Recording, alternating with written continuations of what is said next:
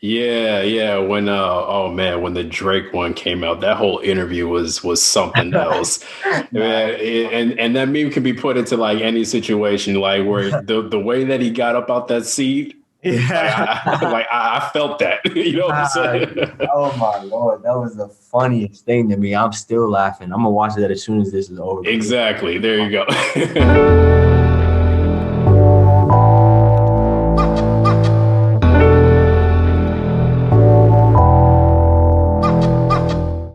What's going on, everybody? Thanks for joining us for another episode of the Black Student Success Podcast. We bring you insight and guidance from successful Black professionals. My name is Selvin. Of course, we always appreciate the support. So today we're going to continue our student series by talking to Mar'Quon Frederick. He is a freshman at Cornell University. So he's going to talk about his experiences so far, leading up to getting into college and just everything that encompasses that to, get his perspective on, getting through school, getting into school and all of that. So Mar'Quon, welcome to the show. How you doing?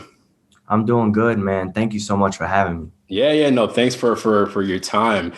So we're going to start by giving you an opportunity to introduce yourself to the audience by answering, who is Mar'Quon Frederick? I'm a lover of books, a protector of constitutional rights, the eldest of 6 children, the son of 2 teenage parents that did so much to ensure that I had a better life, a man that comes from Louisiana, a man that's just passionate about the law, a lover of 90s movies. I like to box. I like to play basketball. I'm just a fun guy that likes to have a good time. There you go. Appreciate that. So let's take it back to the beginning, to that childhood. Once Mar'Quon stepped into this world, what was that like growing up? And then not only your childhood, but also leading up to the point where you actually got into school. Yeah, so for sure. So I was born in Houston, Texas in October 8th, 2001. My parents had me when they were teenagers. And following my birth, we moved to Rain, Louisiana it was closer to home. Then shortly thereafter, my father joined the Army when I was 7. Then through the Army, I was able to live in Kansas, Germany, Hawaii, and I'm currently living in Virginia. And in terms of how I was growing up, it was amazing actually. Like I was able to, learn how to speak a little bit of German. I was able to play and to engage with the locals in Hawaii. I was able to gain many different perspectives, and I felt that those perspectives ultimately led to who I am today. And in terms of Virginia, while I was in Virginia, I attended a Harvard secondary summer program that basically exposed me to the field of academia, which motivated me to pursue Cornell. And that's where I'm currently at right now. Okay. What would you say is the best place that you lived in out of all the places that you've touched? Hmm. I would have to say, I would have to say, for a long time I said Virginia, but I would probably have to say Germany right now. Oh Because yeah. while I was in Germany, I was able to like engage with the refugees, the locals over there who were seeking asylum. But I was also able to visit like 10 European countries, learn the language, learn the culture. It was amazing. There you go. Perfect. So you touched on a little bit this in your intro, but talk about the major that you chose and then why you chose it. Yeah, so I'm currently a government major in the colleges of the arts and sciences at Cornell with potential minors in crime, prisons, education, and justice, which is basically criminal justice and the inequality studies. So I chose government, although I have more of a liking for criminal justice, but they didn't offer that at Cornell. But I felt that government would encapsulate like all of it, and it would provide me with the tools that I needed to establish policy that could help me in the criminal justice system. And another reason that I chose that major at Cornell specifically is because of my minor, which is crime, prisons, education, and justice, which is also criminal justice. But I love that there were so many programs geared towards like helping, people, and there was like close proximity to several correctional facilities where I would be able to engage and actually get to be like one-on-one with those insiders. Yeah. So you had basically an opportunity to not only be very close to the major, you were able to put the major and the minor together, geared towards kind of what your interests are, but also specifically being in a place where you're actually close to those different opportunities outside the classroom. For sure. Yeah. That was the whole reason why I chose that major at Cornell specifically. Yeah. And I'm sure, with you being able to travel, just kind of, being that military brat, right? You were able to travel and go all over the place. Going to New York wasn't, too much of a far-fetched thing for you. Yeah, it wasn't. It was Okay.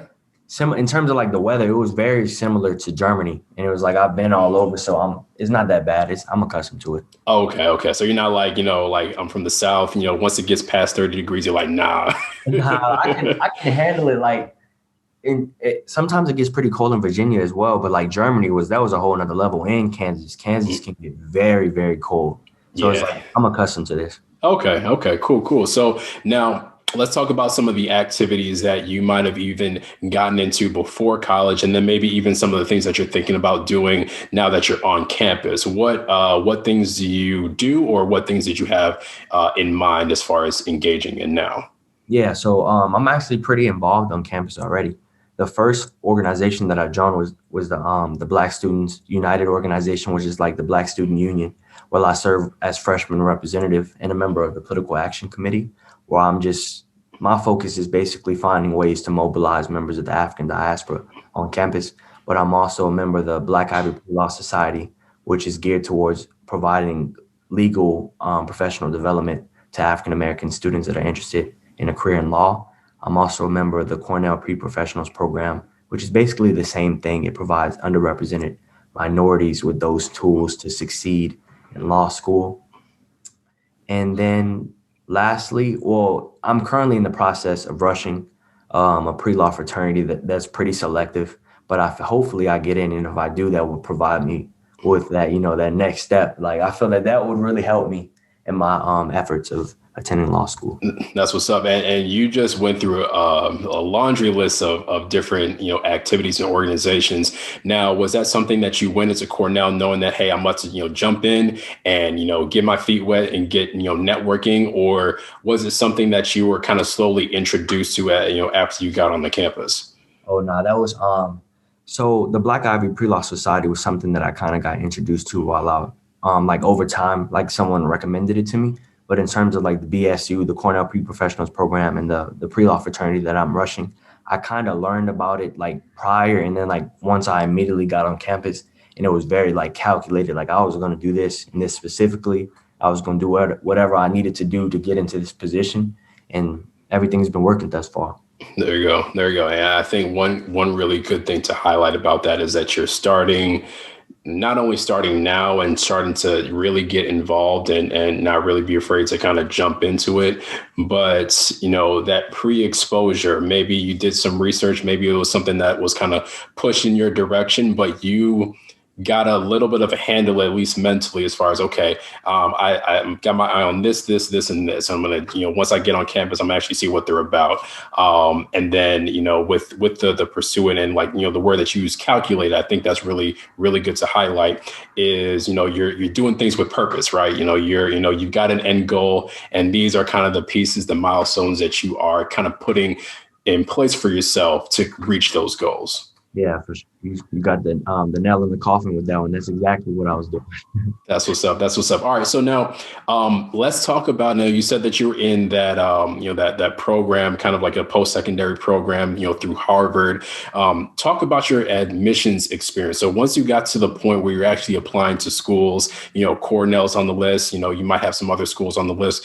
What was that whole experience like when it came to applying, getting your decisions, and then making that final decision?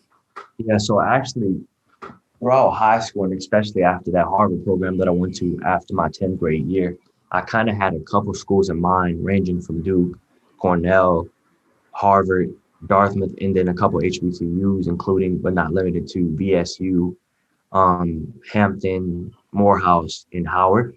But prior to like about 6 months prior to me actually applying, I kind of started reaching out to people that were attending those different schools, and I fell in love with Cornell, and I actually applied to Cornell early decision. Like that was the only school that I ended up actually applying to. The deadline was around November 1st, and I found out like December 12th, I want to say. And in terms of the process, yeah, I devoted like all of my time.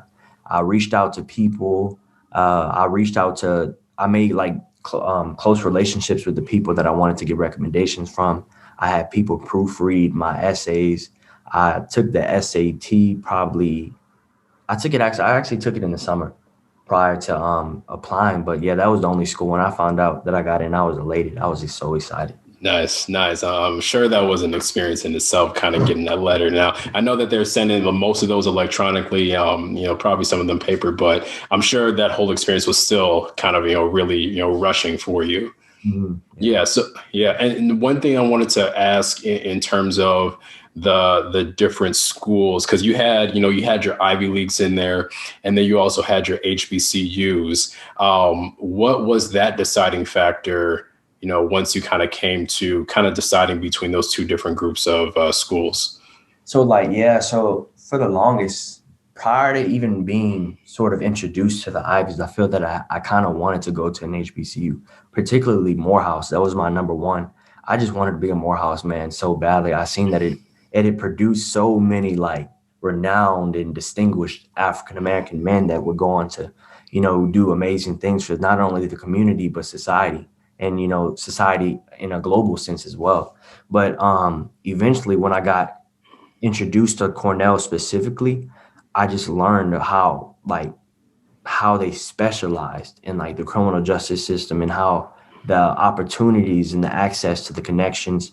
And it's an Ivy League education, but it's like that wasn't the only factor. It was like the community coupled with the opportunities, the course offerings, and the fact that it was an Ivy League institution. I felt that was like the icing on the cake.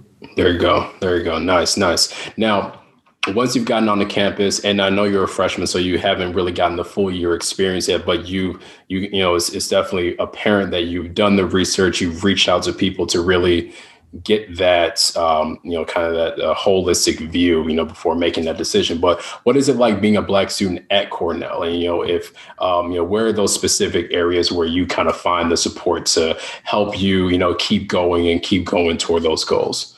Yeah, that's an amazing question. So for me, I've had an amazing experience.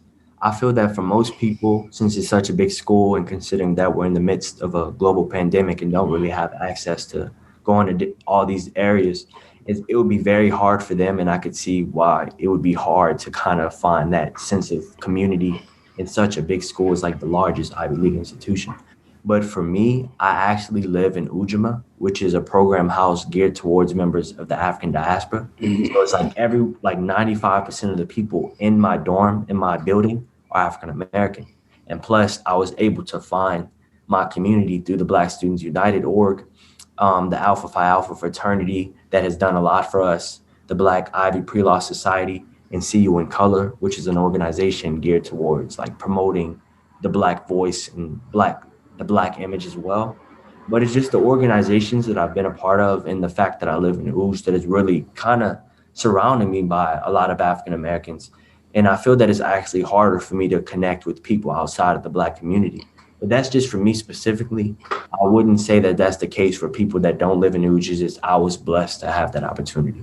Yeah, yeah. I think, I think that's a really good opportunity to have those different situations, just the living, situation, with the Black Student Union group, and then Alpha Phi Alpha, collaborating with that and providing those resources. And I'm sure that they're doing a pretty big effort, since that's their founding school. So it's really good to have that opportunity. I think even though it may be harder to have those connections, outside of that, at least you have the time and you've kind of identified that to really,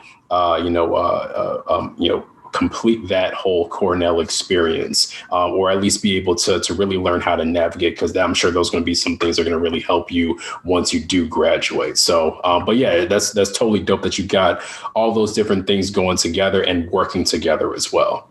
Mm-hmm. Yeah, for sure. There you go. So now, What about the actual school experience? Academically, what is that like for you, especially when you're going from the high school work to the college work, and then socially? I know you kind of touched on that when it comes to the dorm that you're in, and then the different organizations and students that you're collaborating with. What are those two academic and social experiences like? Yeah, so that is a very good question. I will touch base on the academic side first. So I feel that it was a very rough transition, particularly for me, because once school went remote, it became optional at my high school. So I didn't really do it because it wasn't really graded. So it's like when I came here and I had to do remote learning, that was my first time actually ever doing that. Coupled with the fact that college work is like way harder than what I was accustomed to in high school, coupled with the senioritis that I was still experiencing from high school, made it very hard and a very rough transition for me. It's not like my grades were bad, but it was like I had little motivation to actually do it. And that was the hard part when you considering that you have to dedicate way more time to reading, way more time to your schoolwork than in high school. It's kind of like your the stuff that you learn is kind of like a full-time job in the classes that you take because you have to dedicate so much time to it. So academically, it was rough at first, but now I feel that everyone would agree that after that first semester, you kind of learn how to approach the schoolwork, and I feel that that's what I've been able to do, and that ultimately led to me like I'm handling my business. It's not as hard. You just have to dedicate your time to like reading. You have to like really manage your time well, like knock your schoolwork out. Even if you have to do that for 5 days straight, then you can rest. But always put your mental health first. But it's like you have to like really like knock it out because it's no joke. You can't just sleep. You can't procrastinate. But in terms of the social scene, yeah, there's been a couple like small functions, small gatherings. I was able to like really do a lot of things with BSU. They're very welcoming and sort of bridging that gap that has been caused by the pandemic. And yeah, there has been a few functions, times where I just went with my homeboys. We went hoop. We went to watch movies. We do all sorts of things. We're compensating for the fact that we can't like gather in large settings, but we're still doing a couple of things. The social scene is really nice. I just wish that I could immerse myself with more people outside of the community. Yeah, yeah, and I'm sure hopefully with things slowly kind of getting better, with the pandemic, that you're able to really get to that full experience. But it's good that you have adapted to everything that's kind of going on, and you're still getting that really good experience on both sides. Mhm, sure. Yeah. So now, lastly, any advice that you would give to any high schoolers that are out there, whether they are pursuing an HBCU, specifically pursuing Cornell or any of the Ivies? Is there any advice that you would give to, any of those high schoolers that are kind of looking at college and looking to really make a purposeful decision? Yeah, for sure. So the first thing, it may sound cliche, but man, follow your heart. Be real with yourself. Be genuine. I had a friend that was asking me the same question. She's choosing between, a PWI and an HBCU.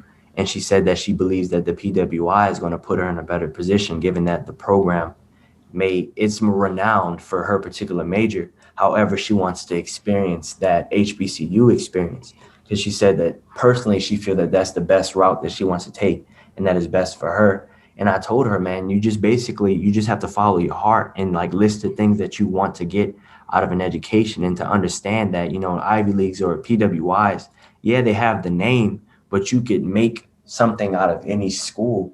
And that if you want to attend an HBCU, I know a lot of people that, are accomplished and that have accomplished amazing things by attending an HBCU.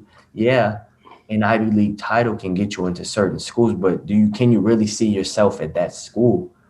People go there, and also depth is another thing. The price of college is another thing that you have to consider. Yeah, you can go to this school that has a nice name, but could you see yourself actually like thriving in that community, given like, the demographics, the environment, and the fact that you're going to have to pay a lot in student loans. So it's literally, I just advise that when you're making that decision, just to ask yourself, where do you want to be? What is important to you, and what school best suits your particular interests, and to understand that regardless of the school that you attend. It's about the students. The students make the school, not the school. So just just be real with yourself. And the second thing that something that I've really lived by is just making the most of what you've got. You could pretty much do anything with anything. And it's like, although we're in a virtual remote world right now, you could be making connections, taking advantage of, DM, social media, cold emails, reaching out to people, making the most of your opportunities, although you can't see them in person.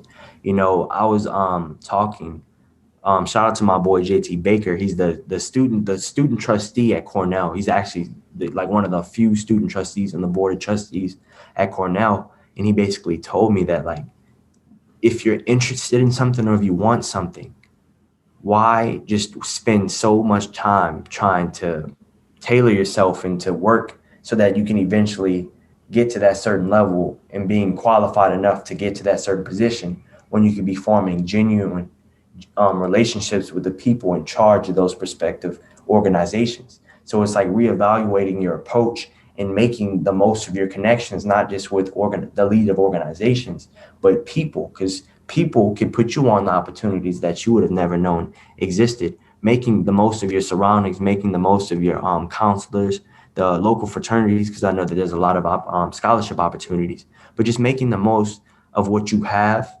and being genuine with your intentions in the school that you want to go to would have to be my two biggest pieces of advice. Absolutely. That's pretty dope there. Thank you for that. So now before we wrap up, just got a couple of fun questions for you. With you being at Cornell, what are the food options like? You're pretty experienced. You've been, all over the country, outside the country. What's the best food on campus there? So I'm currently on North Campus because that's where like the freshmen reside. I think there's like 4 campuses actually. In terms of the North Campus food, it's okay. I heard that West Campus has like really good food, but there's also this place called The Terrace, which is not really on campus, but it's like a nice little restaurant type place where they have some good food. But the closest thing that I can think of on campus, it wouldn't even be the food that they offer. There's this like literally a food truck like right near the campus. It's parked outside. It's called Louis Lunch, and they have very good cheeseburgers, very good milkshakes, which I tend to go at least once or twice a week. But so the Cornell food is like, it's not bad on North Campus. It's better than the other schools that I've been to, like Harvard. Harvard has the worst food I've tried. But Cornell is not that bad. I do like the rigatoni. I do like the Philly cheesesteaks and the fries.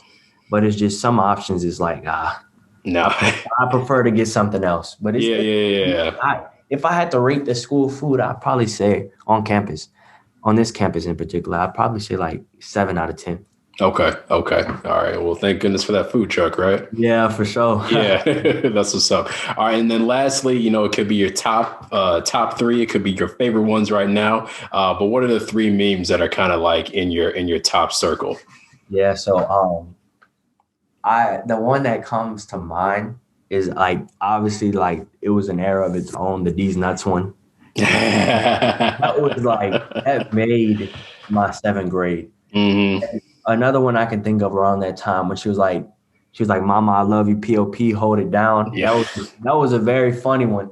But the one that like been popping up in my head recently was the meme that they made out of that Soulja Boy interview when he was like, Drake. Yeah. Like that. I don't know why, but I find that Soulja Boy is just a meme. And then, they got Dr. Umar and everything. Like, Soulja Boy is a funny person, but those have to be my top 3. Yeah. When when the Drake one came out, that whole interview was something else. And that meme can be put into like any situation, like where the way that he got up out that seat. Yeah, I felt that. You know what I'm saying? Oh my Lord, that was the funniest thing to me. I'm still laughing. I'm gonna watch that as soon as this is over. Exactly. There you go. So, all right. Well, Mar'Quon, this has been an honor, a pleasure to talk to you and get your perspective, experience, and everything. Any last words for our audience before we wrap up? Nah, I just wanted to, first of all, thank you for having me. It's been an honor just being able to hear from you and to be able to provide my perspective from the things that I've learned. But the thing that I would like to say before I leave off is that the future belongs to those who prepare for it today. Just make the most of your opportunities. I can't emphasize that enough. Make the most of your connections. Like this is connection right here. I was able to do things that I haven't been able to do all year just by being introduced to you. Just make the most of your time and your opportunities. And I promise you, the future will belong to you. Appreciate it, man. Appreciate it. Well, Mar'Quon, thank you again. And thanks to everybody who's listening, watching to this podcast. Be sure to like, comment, share, and subscribe. You can follow us on social media. That's at InQuire Hire. We're on Facebook, Twitter, and Instagram. And then you can check out InQuireHire.com. We got a lot of great information there for you. So until next time, peace.